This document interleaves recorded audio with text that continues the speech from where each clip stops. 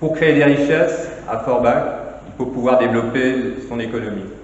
Développer le commerce, développer l'artisanat, développer l'installation d'entreprises. Cette compétence n'appartient pas à la ville, elle appartient à la communauté d'agglomération. La communauté d'agglomération, qui est par son nombre d'habitants la deuxième de Moselle, a un rôle tout à fait primordial. Et la ville de Forbach, qui en est la ville-centre, a elle aussi un rôle tout à fait primordial au sein de cette agglomération. Nous sommes la ville-centre, nous supportons aussi ce qu'on appelle les charges de centralité. Nous avons un certain nombre de services qui ne sont pas mutualisés, donc profite l'ensemble des habitants de la communauté d'agglomération. Ça aussi, il faudra le mettre un moment sur la table. Je pense à la médiathèque notamment, qui profite à beaucoup de monde, pas seulement aux Forbachois, mais il n'y a que Forbach qui paye. Je reviens sur l'économie. La compétence économique, je l'ai dit, est à la communauté d'agglomération. C'est quand même incroyable qu'une communauté d'agglomération comme la nôtre, de près de 80 000 habitants, excusez-moi, n'ait que 2 personnes qui puissent s'occuper du développement économique. Je regarde à Folquemont, je regarde quand même une petite structure au niveau du nombre d'habitants, où il y a toute une cellule de vrais professionnels qui sont là pour y travailler de manière régulière. Quand je regarde Sarreguemines, il y a là aussi une vraie structure de développement économique qui a été mise en place.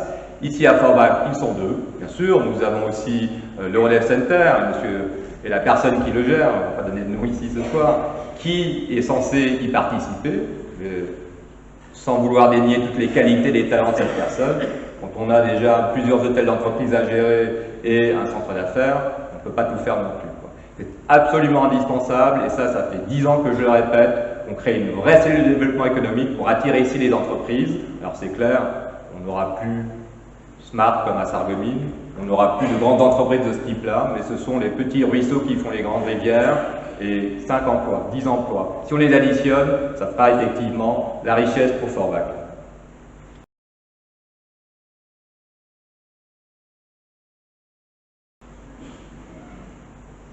Le développement économique passe aussi par le commerce. Je l'ai dit tout à l'heure, nous avons plus de 23% de commerces qui sont vacants ici en ville, c'est beaucoup trop. Alors, on n'a pas de baguette magique, c'est clair. La baguette magique, si elle existait, je crois que beaucoup s'en seraient déjà saisis. Mais en tout cas, on a des idées et on a une volonté. Des volontés. La mienne et celle de ceux qui m'entourent. L'idée au départ, déjà, c'est tout simplement d'aider les commerces qui s'installent. C'est le cas pour partie aujourd'hui. Il existe une aide financière qui permet aux commerçants, aux artisans qui s'installent d'avoir un complément d'investissement lorsqu'ils s'installent pour arranger leur magasin, pour le mettre aux normes, etc., par rapport à l'accessibilité des personnes à mobilité réduite. C'est déjà bien. Mais ce n'est pas suffisant. Moi, si je suis élu, je mettrai en place chaque année avec la communauté d'agglomération une enveloppe financière qui permettra d'aider les commerçants et les artisans qui s'installent à prendre en charge une partie de leur loyer.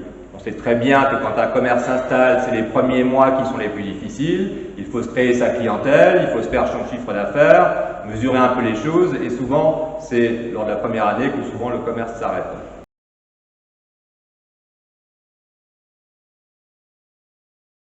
Mais pour faire ça, il y a d'abord un préalable.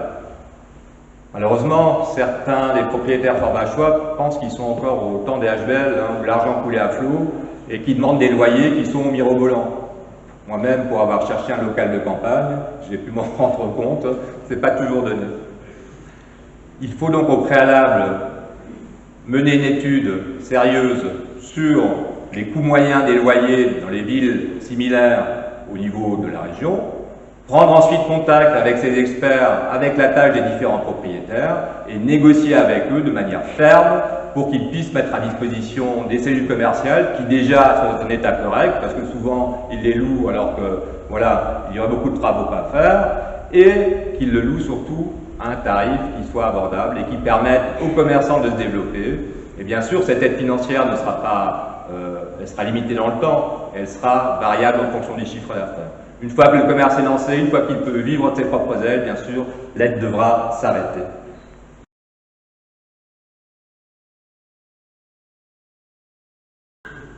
Pour le développement économique, je l'ai dit, il faut une cellule au niveau de la communauté d'agglomération. Pour le développement du commerce, il faut absolument recruter à nouveau un manager de centre-ville.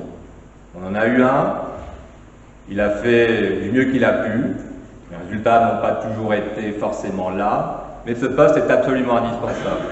Les commerces ne viennent pas d'eux-mêmes, je parle des grandes enseignes, que ce soit les supermarchés, etc.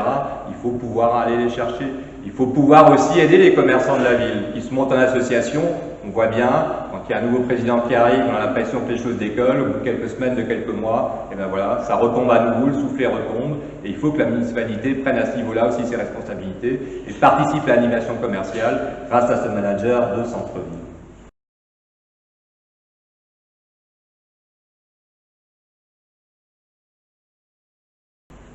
Bien sûr, l'économie aussi, on ne se limite pas au territoire de la Moselle-Est, l'économie c'est aussi, de l'autre côté de la frontière, c'est l'Allemagne. Les relations que nous avons, nous la ville, dans le cadre d'un jumelage ou au niveau de la communauté d'agglomération au sein de l'Eurodistrict, doivent absolument perdurer et absolument se développer encore. Certains candidats veulent fermer les frontières, alors c'est sûr que ce n'est pas depuis Forbach qui les fermeront, mais enfin, mais quelle hérésie, je veux dire.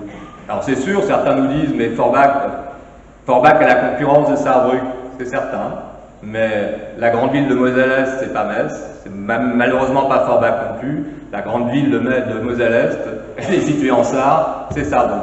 Et il faut le prendre comme étant un atout, il faut le prendre comme étant un atout. Je veux dire, il y a là une population qui, malgré tout, vient chez nous, qui vient dans les commerces, notamment dans les grandes surfaces, des populations qui vient ici à Forbach au spectacle, quoi.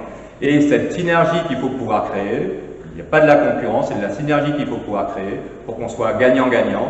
Et si on a ici à Forbach une offre commerciale intéressante, qui peut, originale aussi, qui peut intéresser les Allemands, ben, croyez-moi, ils viendront. Bien sûr, cette coopération, mais j'y reviendrai tout à l'heure, transfrontalière, doit se développer aussi sur le domaine de la santé. Des efforts ont été faits, des conventions ont été passées, notamment avec le Herzzentrum de Völklingen. Et ça, c'était absolument quelque chose qu'il faut continuer et qu'il faut développer, notamment aussi par l'apprentissage de la langue. L'allemand, bien entendu, mais pas seulement l'allemand, mais aussi l'anglais. Je crois qu'il faut favoriser l'apprentissage des langues à travers des écoles biculturelles.